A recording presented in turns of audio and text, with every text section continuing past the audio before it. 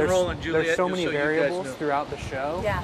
that a good player in the game plays every scenario as you're laying there at night on the island, and you're trying to play every possible scenario for every player. And I still can't stop doing that. I lay in bed and I think about these little choices throughout the game. I wonder what would have happened if this person would have done that, or this would have happened, or the tribe would have been different. I mean, there's a gazillion variables, which is what makes the show so fun. But Right. yeah, it keeps me up at night all the time. Oh my yeah. gosh. I want to play again. I want You to do do? it. Yeah, I'd You do do? it in a heartbeat. Okay, what did you eat when you got off the island and back home? The very first thing I ate was I took an Oreo and a giant jar of Jif, and I just smothered the whole thing and just crushed some Oreos and That was peanut your butter. first thing. But peanut butter was my biggest craving. Which, Really? The protein? I don't know. Who knows? I just love. I used to sing this song about peanut butter.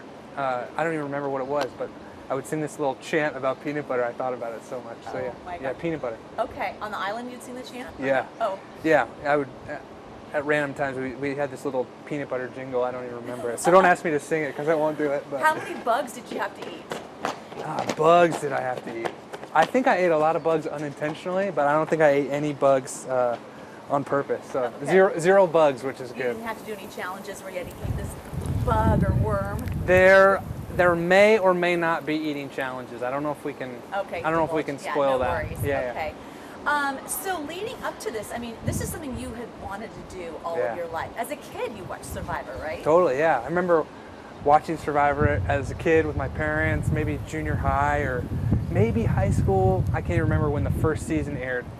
And I remember just, my mind exploding. Every childhood adventure fantasy, on the screen I'm watching. And I remember as a kid going, I have to do that. I don't know how you do that. I don't know who does that, but I've got to do it. And that persisted. Was it what for you years. expected or completely different? It's completely different. And you've got cameras on you all the time. Yeah, totally, yeah. But although, amazingly, you get so used to it, you don't even know they're there. It's So crazy. what are you doing? Are you paying attention to who's around you at all times? Yeah, I mean, the goal is to be hyper-focused at all times. Because the coolest thing about Survivor is that every single element of the game is a piece on the puzzle. It's a piece on the chessboard that you can move around. So yeah, you're trying to keep tally every minute of every day of where everyone is, who's talking to who's isolating, who's off in the jungle by themselves, who's searching for idols. It's a 24/7 job. Well, you're a firefighter. It's a 24/7 job when Yeah. you're on call. But what did you learn about yourself after this event? Man, the most profound thing I think I learned is I've always sort of had this internal drive to find adventure. I think that's what drew me to the fire service. A big part of that was the sort of the adventure and the camaraderie of that. But I've always been in search of adventure my whole life, and this was certainly one of the biggest adventures yet. But I think the most profound thing I learned is that the best things in life, the grandest adventure, are the things that I left at home. The best things in my life weren't out there somewhere on an island or in a jungle or in the forest somewhere, but were my wife and my two boys. And man, being isolated I was gone for 6.5 weeks. So being away from them for that long, it really, it's profound. You come back, you realize that this is the thing you really want. It's not out there somewhere, it's at home. That's so nice. Can I say Yeah. 6.5 weeks or not? I don't know. That might give it away. I don't know. Okay. So I think. I mean, that's the whole cast is gone the whole time. Nobody gets to come home. So if you get voted out day 3, you're still isolated. You're still in Fiji or on location or wherever Staying the in a entire hotel. time. Yeah. Yeah, it depends. There's a place called Ponderosa, which is an island where you go and the jury stays there. Really early eliminations often get sent off location somewhere. So you it just think, depends. Do you think Jeff Probst, does he have like 5-star accommodations and then he's running the show? Just give us a little insight. I never got to see where Jeff stays, Okay. but I imagine it's not in a bamboo shelter. I'm sure he's got a pillow top bed. I'm sure he has a down comforter. But yeah, I'm sure their accommodations are nothing like ours. But the crew and a lot of the producers and things, they're certainly in it with us. I mean, they're out there every hour of every day, They're out there in the rainstorms. They're out there in the cold and the wind, and so yeah. So the crew gives a lot to the show. How do you prepare for something like this? Can you prepare? You can do some things to prepare. Certainly, being a fan is helpful. You know, you learn the mistakes of past survivors. You learn the things that help people be successful. So being a fan is helpful. And then I think there are some other things you can do. You can review past challenges. You can sort of look at what they've done in the past to try to prepare yourself for the future. But one thing I did was I tiered down my caloric intake leading into the show, because I get so moody when I'm hungry. I get so hangry that I didn't want to go out there, get deprived of food, and then, you know, start popping off or be grumpy and, like, you know, irritate my cast members, my tribe mates. So leading up to the show, I was dropping my caloric intake. So I was ready. I tried to prepare myself for starvation a little bit. And then you just sort of have to just be yourself, I think, and try to take every curveball as it comes. Did you make some lifelong friends, some alliances? Yeah, I did. I mean, a thing that I think why it's such a popular show for so long is that you get to see these really ordinary people sort of thrust into this extraordinary situation. And that's really what I found. I found that, you know, my fellow castaways were really normal people. And in this situation, you know, they were extraordinary in a lot of ways, and I admire many of them. And yeah, it's an experience that's so unique, that's so intense, I think, that it automatically bonds you. So you must still think about it, dream about it. It's with you for a lifetime, I'm sure. Yeah. I mean, I had a dream last night. I was back on the island, and you know. Is that a nightmare? Well, I didn't get to see how it ended, so I felt like I was doing good in my dream. But yeah, I mean. Yeah, it's certainly something you think about. You know, it's such a intense experience. You hold on to it for sure. Yeah. Would you do it again?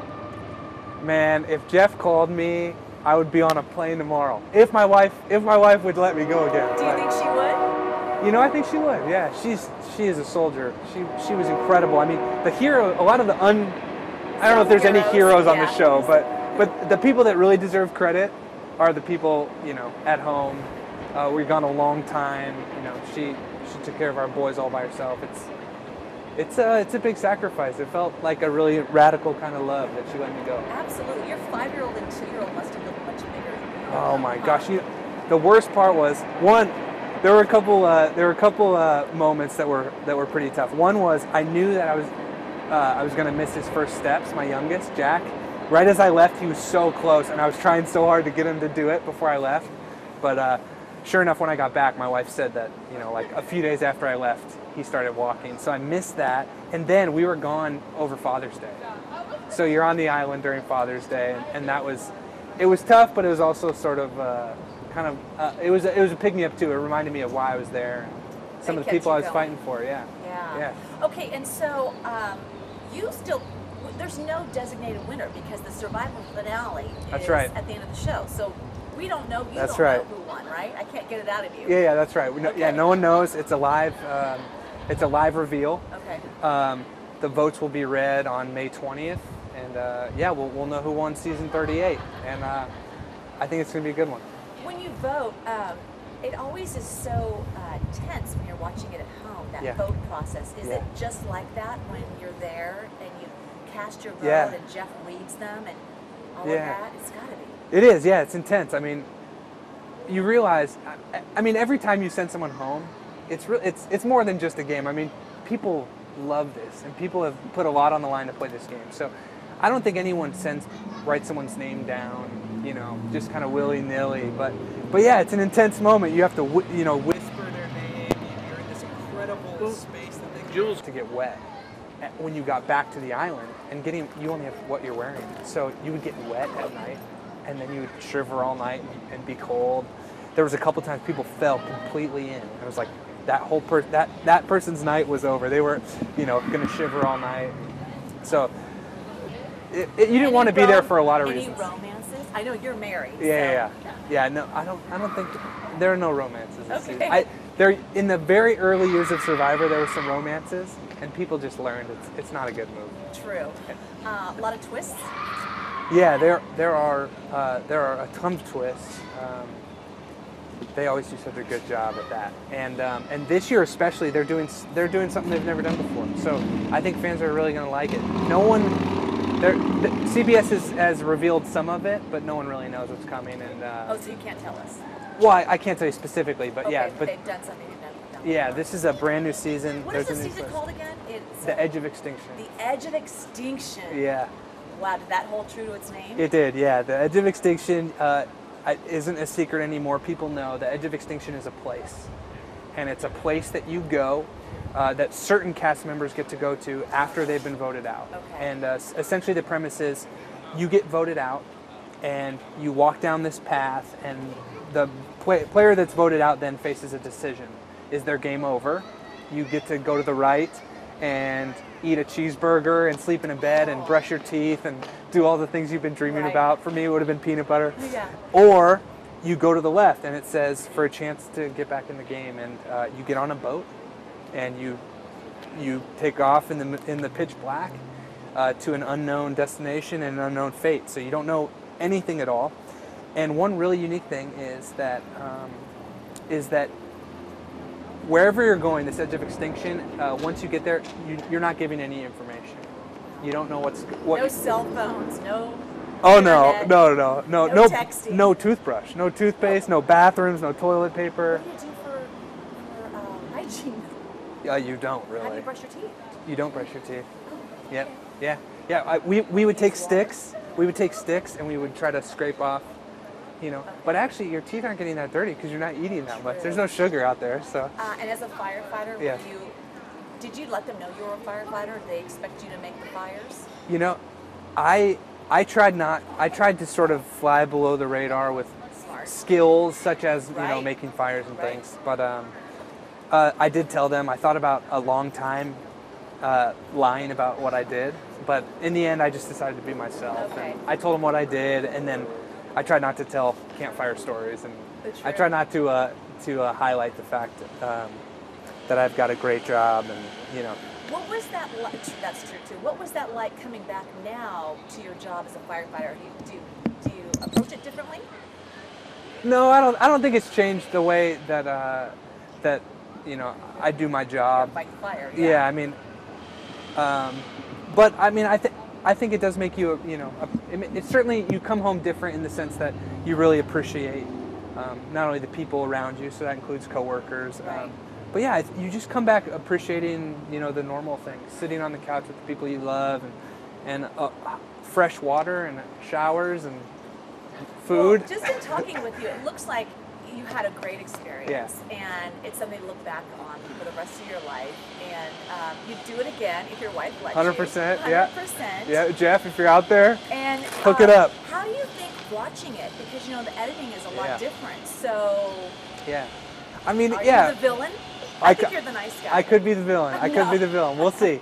There's a chance I could be the villain. There's a chance I could be the good guy. But yeah, I mean, it's exciting. It's exciting to see how they portray everything. And, is it more mental or physical or both? Man, I would say it goes in waves.